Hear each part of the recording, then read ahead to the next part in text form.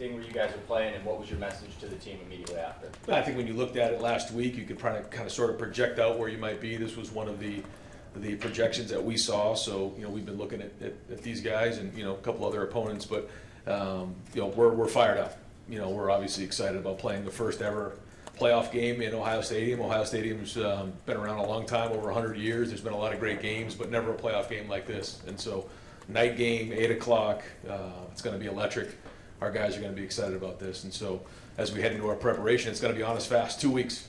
And so, getting this first win will be critical in building momentum as you head into the teeth of the playoffs. And when you look at tournament play, you look at playoff plays, we all know that first game is very, very important. So it's not a bowl prep, it's very different. It's a quick turnaround, and all of our focus is on these guys. I know you're focused on Tennessee, but do you look at the whole landscape here, and how do you feel with your guys' draw? Well, I think when you look at a bunch of the teams that are in there, our guys have played some of these teams, and whether it's this year, in the past, whatever it might be. So there's guys who have a lot of confidence looking at the draw, saying, we know who these teams are, they're very good, but we also feel confident, in who we are, where we are, when we're playing our best. Now, we also have to make adjustments and make corrections and fix the things that need to get fixed coming off the last game. That has to happen. But almost every team in this playoff has their own issues. They have their own things that they need to address. So to me, that's going to be a huge part of who has success here. Kellyanne Stitz, WSYX. Coach Jay, how have you seen your leadership group start to respond and regroup now, focus on the playoff? I think last week it was a mixed bag of identifying the things that didn't go well, working through that. You don't just move on after a day or two, we know that. But now that we have a target, we said, listen, we're going to flush that out. We got back on the field. We got into the weekend and said, okay, we got to learn from it. We got to fix the problems. But there's not going to do us any good looking back on that. We got to learn from it and move on. The guys, have a good look in their eye. We were up there at noon watching the selection show. There was a great energy up there. They want to play. They want to get back on the field to get a win. Dylan Davis, Delaware Gazette. Brian, earlier this week you alluded to the fact that there might be some changes you'll look at along the offensive line. Do you feel like you have a good grasp of who you want to start on that offensive line moving into this game? I mean, I know who's going to be in the mix. I'm not going to get into that just yet. We have 2 weeks of prep that we got to dive into and identify what gives us the best chance next week or in 2 weeks to go win this thing. And so, we'll look at it and make sure it's right. But yeah, I mean, there'll be some guys in the mix. Luke Montgomery will be in the mix. Josh Padilla will be in the mix, and we'll make sure that it's right. And based on how they practice, we'll figure out how it's going to look. Maybe I missed this. Is Zin's health? Is he potentially in that mix there, or is he done? Right now, he's not available. Yeah. Bill Landis, Kings of the North. Ryan, you've had some guys announce that they're entering the transfer portal, specifically Gabe Powers, who starts on a couple of special teams units for you guys. Is there any chance that guys who announce they're entering the portal still might play for you in the postseason? And if not, how do you go about replacing a guy like Gabe specifically who does play for you? Yeah, as I'm sure you can imagine, it's a very unique situation, and so we're gonna deal with each of those situations on an individual basis because listen, there's guys who they want to first off finish what they started here. These guys made a commitment to this team. It's a close team. They want to finish out their commitment. And I think that those guys deserve a lot of credit for wanting to do that. But I also think that, some guys need to figure out, okay, what's next for me? And because of, it's not their fault, it's just the way it's designed, that they have to make decisions while we're getting ready to go play in the playoffs. So very, very unique. To answer your question, we'll make decisions on an individual basis. But, we have to make sure that, we're being fair to our guys, but we're also, have enough depth that we need to go make this run. Have any of those decisions been made yet? Specifically, what Gabe be with you guys for the postseason? Right. So we're gonna, the portal officially opens tomorrow, or I guess maybe late tonight. So we'll continue to have these conversations into this week and make some final decisions as we get through probably midweek. Cameron T. Robinson, The Athletic. Ryan, the O-line, obviously Tennessee's defensive line, as you've probably seen, very, very good. Yes. What have you seen from the South Carolina really struggled those last 2 weeks that gives you some confidence, and even the guys who are on the bench, that you can right the wrongs of that and get prepared for a line like well, I look at some of what's across, being away from it for a week. You have to go out and look at some of the other offensive lines that are across the country, and certainly taking a couple of these injuries, key injuries, did set us back. But these guys have what it takes to go make this run, and so we got to help them. we got to help them. And I think there's ways to do that. Now, we haven't done a whole bunch of practicing. We've been on the field twice, and we'll get back out there tomorrow, and obviously a big week of practice this week. So, we got to go put it on the field. But there's a lot of ways that we can do it, and we will do it. How do you go into the playoff from a coaching game planning standpoint of, yes, we did this wrong against Michigan State, but not, like, you know what I mean, like staying somewhere in that middle and not defaulting to that opposite. Right. No, yeah, exactly. Not being extreme. Yeah, you're exactly right. I think that's important. You have to identify what you think. It's similar to, kind of what happened in the Oregon game on defense. I think when you saw some of the adjustments that were made, to the naked eye, it's like, okay, what really was different? But there was a difference. Well, it's got to be the way it is, up front, and how we're running the ball, and how we're operating, and some of it's execution, some of it is making sure we put the guys in the right position to be successful. Tony Girdman, Buckeye Huddle. Right, and coaches always have their folder of how bowl prep is, playoff prep is. What do you turn to now, because this is completely different? Yeah, it is very different. We took last week to rest up a little bit. We were on the field twice, and then we have a plan for this week and how we're going to attack this week, and then next week will be game week. So it's different than anything in the past. We'll finish up finals here this week, which is good. Give our guys more time. But this week is really, we got to get the game plan in. We got to get it going, and then next week we're right in the game plan week. So it's really, the only difference is really this week right here, and I think we've got a really good plan for it. I've talked to Jim, I've talked to Chip, and we'll keep evaluating it as we move forward. Have you talked to Jim Tressel about the FCS playoffs at all, and how things like that? Like, have you reached out to anybody like that? Yeah, a little bit. Had some conversations with different folks about that. But you also know your team. I think sometimes when you get too much information, it can cloud your judgment. And I've learned that before. I think, we know this team. I know this team. I think we've got a good plan for it, and we're going to go attack it. Stefan Kreisnick, Cleveland.com. How have you seen Will kind of respond from, the game against Michigan, and obviously anytime you lose a game, the backlash that comes with that? How has he kind of responded this last week or so? Similar to the other guys, again, when you first come off of those types of things, there's a lot of emotion. And then as time goes on, you've got to get refocused because you know that what you've done in the past really does not affect what's going on moving forward. Everything is out in front of us, and I think he's in the same boat just like that. And he knows what needs to get done. We got to have a great couple weeks of preparation, and then go put it on the field. And he's the same way. And I know he's excited to get back on the field this week. Dave Holmes, WSYX.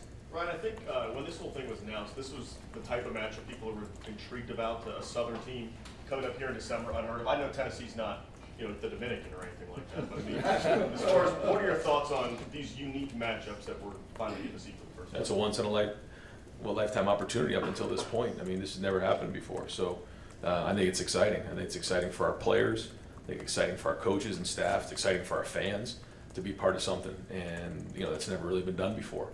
And so also having a night game, in the Horseshoe, and who knows what the weather will be. It'll be great. It'll be electric, and so and we're all excited about it. So it's the first time for this, and it's just very different than it was 10 years ago, 15 years ago, 20 years ago. We're just in a different time, and so we got to go, and we'll practice outside like we continue to do to make sure that we're ready for the elements, because that this time of year that becomes a big part of it.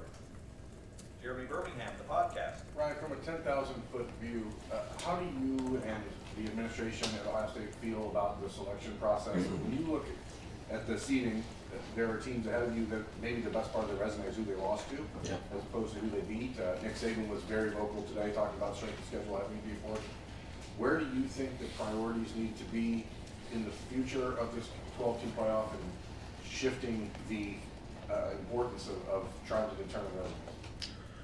Well, I think the first thing is, it's our responsibility to win the conference, and when you win the conference, you're in. You know what I'm saying? I've always felt that way, and so when you don't do that, you put yourself at risk. And I think there's a lot of opinions that get thrown back and forth. I don't think where I'm at right now, it's worth me getting into all that. We are where we are. I think we got a great opponent here, and but I do think as we move forward, like you said, there's a lot of different ways to look at it, and it's not apples to apples. So, every year I think, hopefully we get more and more,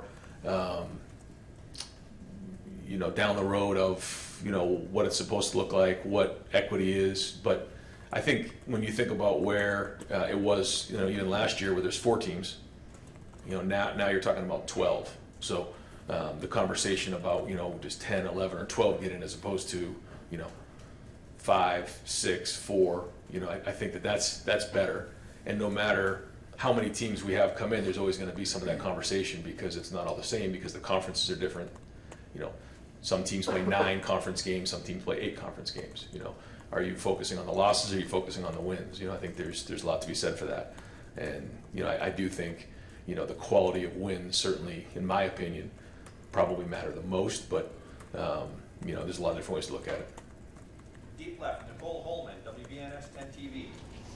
Coach, in terms of, people all over the country are crunching the numbers of what the matchups could be in the national title, kind of looking further, but how have your leaders and how have you looked at it as in, hey, we have Tennessee first, we don't need to worry about who it could be down the road? Oh, geez, yeah, no, we're not there at all. No, we got to win this first game.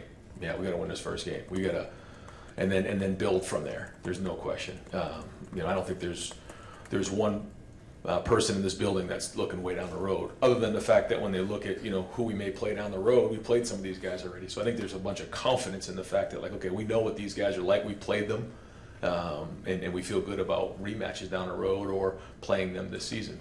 That being said, though, you got to win this game, and I've already talked to our guys about that last week. When you're in this style of play, you got to get that first win. You got to get got to get started and build some momentum into the playoffs. So that'll be our focus in making sure we win this game.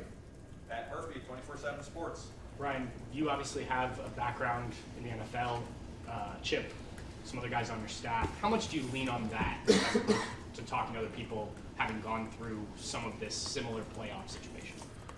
Yeah, I think there are some similarities now. Mm-hmm. Yeah, there are. And I think a big part of that is knowing, you have to play your best football at the end of the season. And once you get to this point, what's happened previous to right now doesn't really have anything to do with where we are. Our draw's our draw. The teams we're going to play are the teams we're going to play. Tennessee is coming to our place to play at home. And it's like when you think about some of those wild card teams who play and they win that first game and they build some momentum because they are playing in the first round, that's the idea here. In terms of schematics and those types of things, there's different ways to look at that when you're especially playing a rematch. When you're playing in division games, you're playing those teams twice. You could play them a third time, and that plays in. We're not really into that situation right now.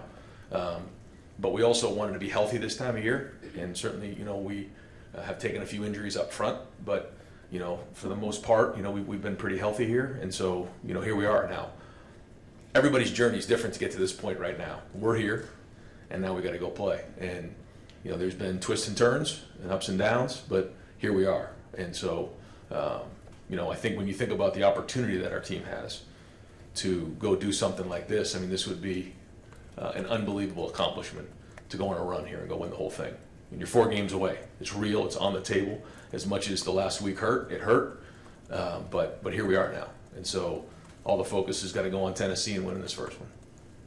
Dan Holt, 11 Warriors. Ryan, with the offense here missed last week after the Michigan game, and do you change anything about the operation based on how that game went? Definitely been spending some time with the offense, and we'll look at it and see whatever makes the most sense to win this game. We'll do whatever it takes. And we've already been looking at Tennessee, as you can imagine.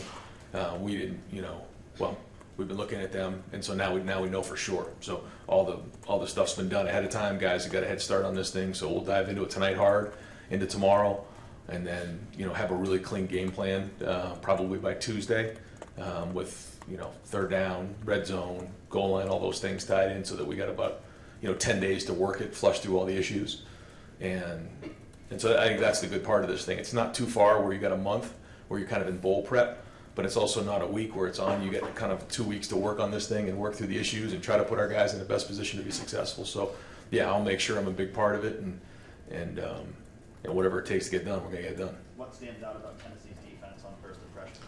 Their front is very good.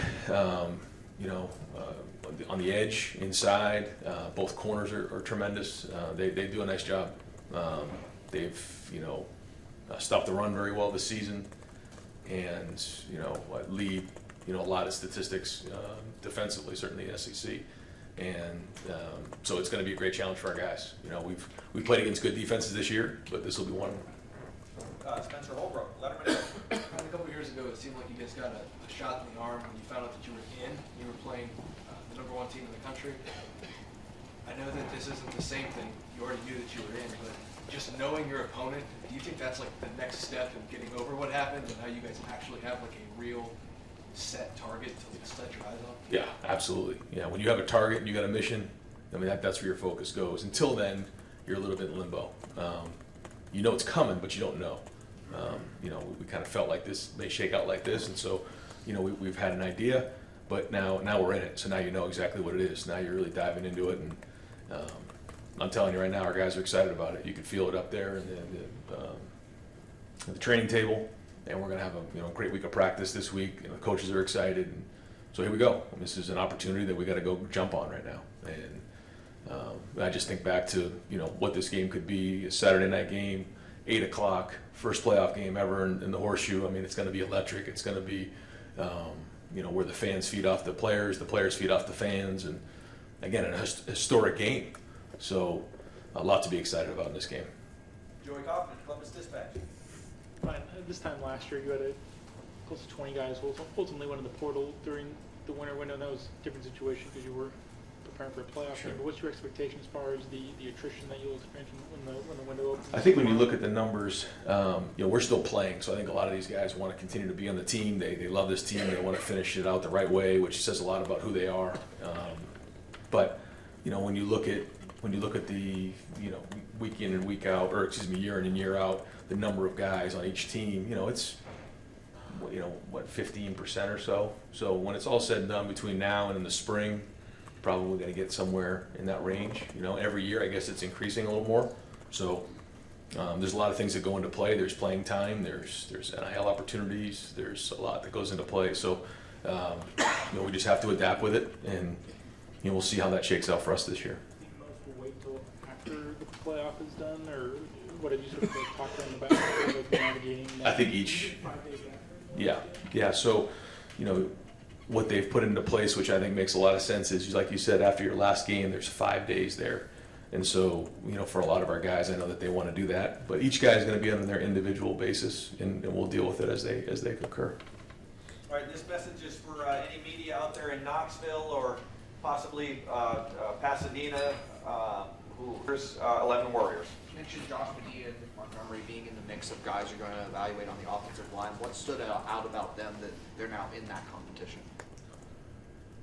Well, they've been practicing and working towards it, and I think they deserve an opportunity to compete the next 2 weeks to see if they can find themselves in a role, and that's kind of where we are. And I think a big part of that is how we came out of last game. Both of those are interior guys. I know you talked about Donovan possibly moving inside. Does that mean he's sticking in a tackle? Probably, yeah.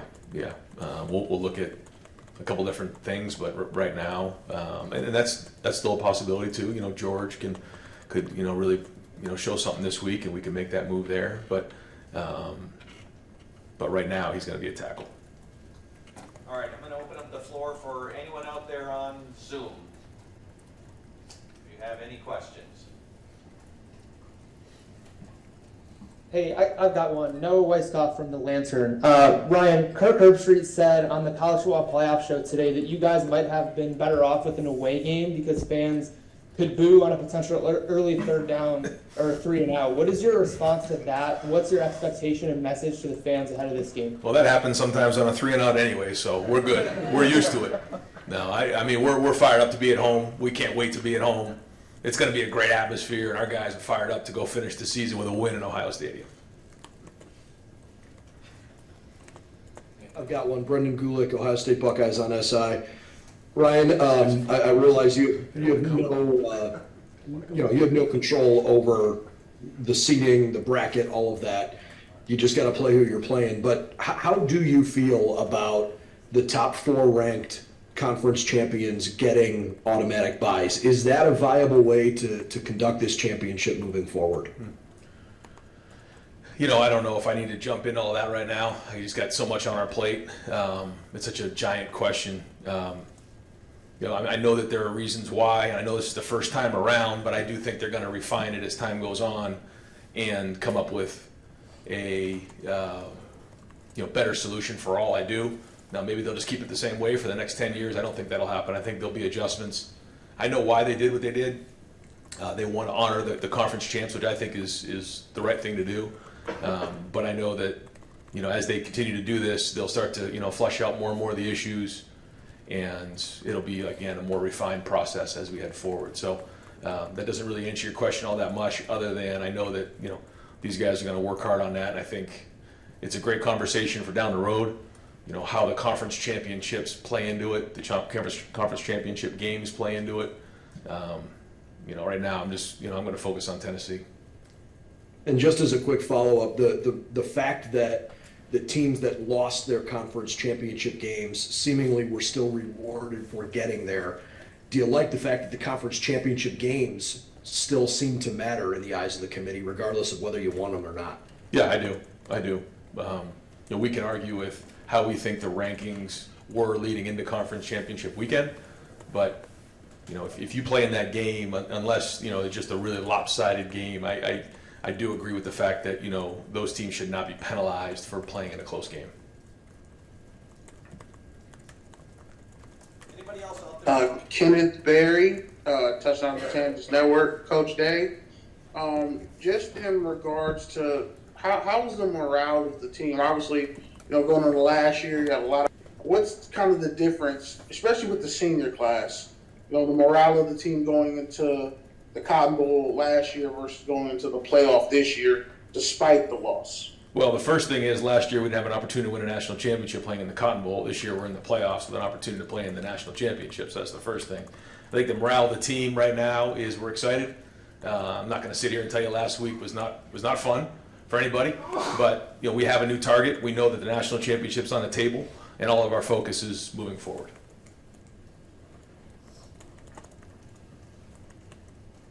Anybody else out there on Zoom? Yes. Coach Day, obviously going into this matchup with Tennessee, what do you all, as far as the wide receiver core, how have you seen this wide receiver core grow over the course of the season as you guys prepare for this upcoming game and be as vital as they are to this offense? You're talking about our wide receivers? Their wide receivers, yes. Yeah. It starts with Emeka. He's a captain. He's a leader, and he's been a warrior for us. He's productive, and he's the leader of that room.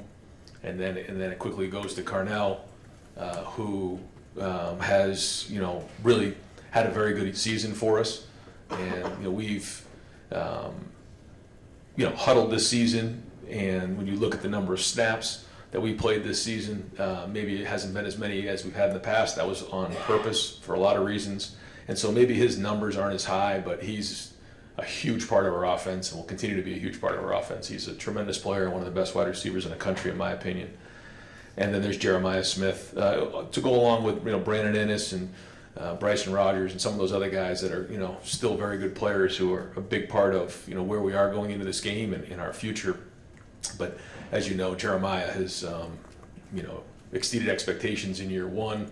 Now we're going to need him to play his best right here. And for a young player to come in with the maturity he's had and handle himself the way he has been just a joy to be around. So for us to make this run, he's going to have to continue to do what he's doing. Now, he doesn't need to do anything more than what he's doing, by the way.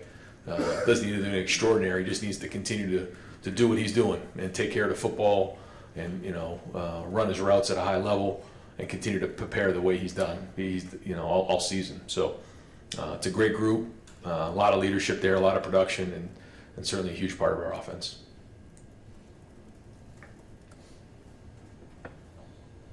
All right, I'm going to thank those of you out there on Zoom. We're going to go ahead and continue locally here. Stephen Means, Cleveland.com. Ahead of the Peach Bowl in 2022, the Georgia game is the only game you've ever lost. When you scored at least 40 points, I know those are different clock rules and whatnot. Right. How has that math maybe changed for you now living in this world where it's new clock rules? I think it's a great conversation. I do think with some of the new rules and the way things go now, that's probably not the same as it was then. But we all know you got to score points in these games. and going back, however long you want to go. When you get into the playoffs, you've got to score points. Now, as we know, defense wins championships, and you got to control the clock. But scoring points will be very, very important, and we got to do that in this game. I think played 4 playoff games, if I have that numbers right. Clemson twice, Alabama once, and then Georgia.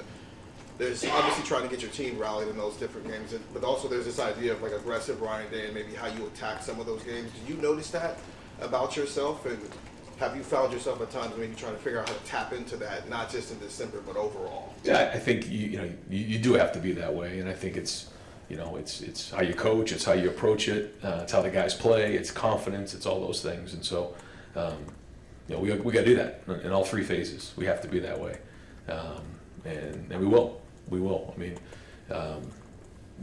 every year when you get into these games, like you said, you got to go after people. You got to be aggressive, and we have to do that. So, we got to game plan the right way. And a big part of that is the confidence going into the game, making sure that you know what you're doing, that you feel like the game plan is clean and that you can execute it at a high level, and then you go to work. But I know maybe it doesn't feel like that coming off a last game, but once you get away from it and you get focused on the new opponent, it's easy to build confidence going into it, knowing when you look at the body of work of what guys have done this season, and there's a lot to point to, is my point. And when you look at the guys around you, you got good players next to you. So we'll do everything we can to address the issues coming off a last game so that we can attack and can be aggressive in the game.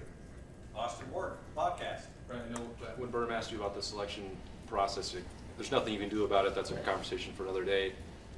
So aside from that, just at noon, were you surprised that you guys wound up being the 8?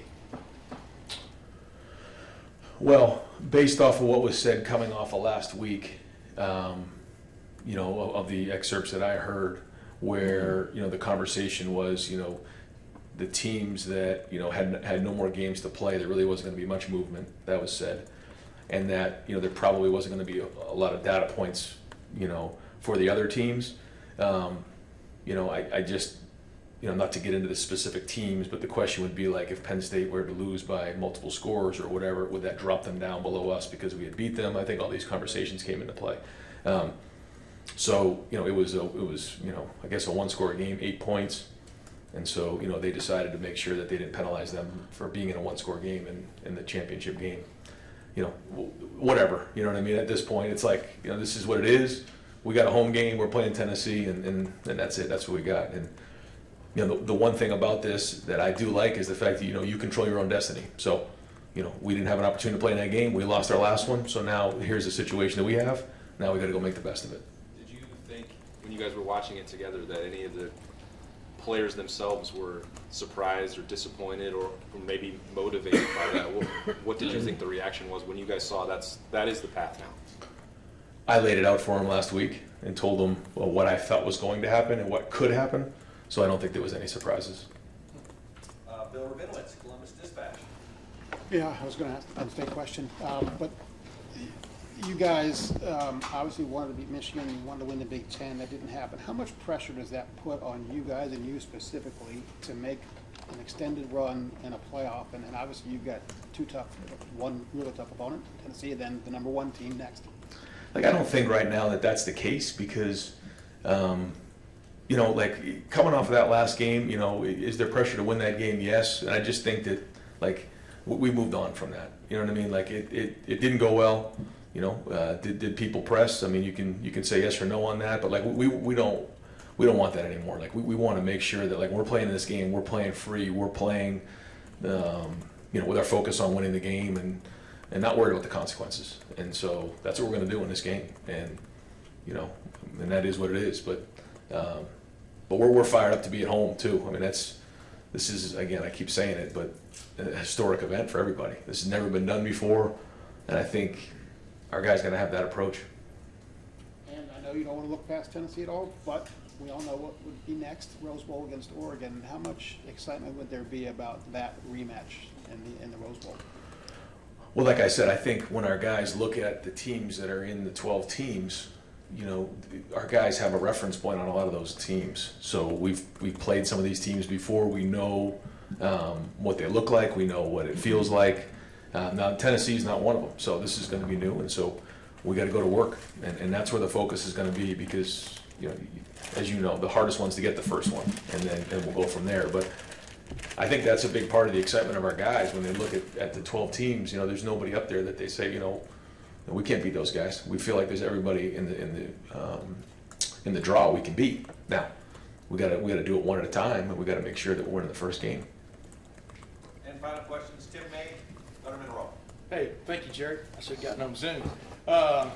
It's number one, Tennessee offensively. Emily Leava, you know, has kind of been up and down a little bit, but he's played pretty well and stuff. What have you noticed about them that stands out, and especially when you add in the Josh Heupel factor of how they like to play offense? Very innovative coach. I think the quarterback has a strong arm. Running back is excellent. I think he was all SEC and runs low to the ground. They spread you out and try to create space issues for you. I think the receivers, you know, some big ones. There's some quick guys in there. I mean, they're talented. And so, you know, they try to put as much stress on you, especially with the space and the tempo. So we got to be prepared to play fast in this game. And so we've already kind of started that process here and what we're going to do for this week, and you know, getting lined up and making sure that you know, our guys got their cleats in the dirt and can go play football. Because again, how do they try to stress you out? They try to stress you out horizontally, vertically, and then with their tempo. Does the fact it's SEC versus Big Ten 2 add some panache to this matchup? You understand what I'm saying? Sure, yeah. I mean, in your mind, how does it add panache? It's a great matchup against two teams that really don't get to play each other very much. Two great brands in the playoffs, and I think when you look at, you know, when you looked ahead a few years ago, like, this is the type of game that you're like, okay, this could be a great environment against two very good teams, and so this is what we got.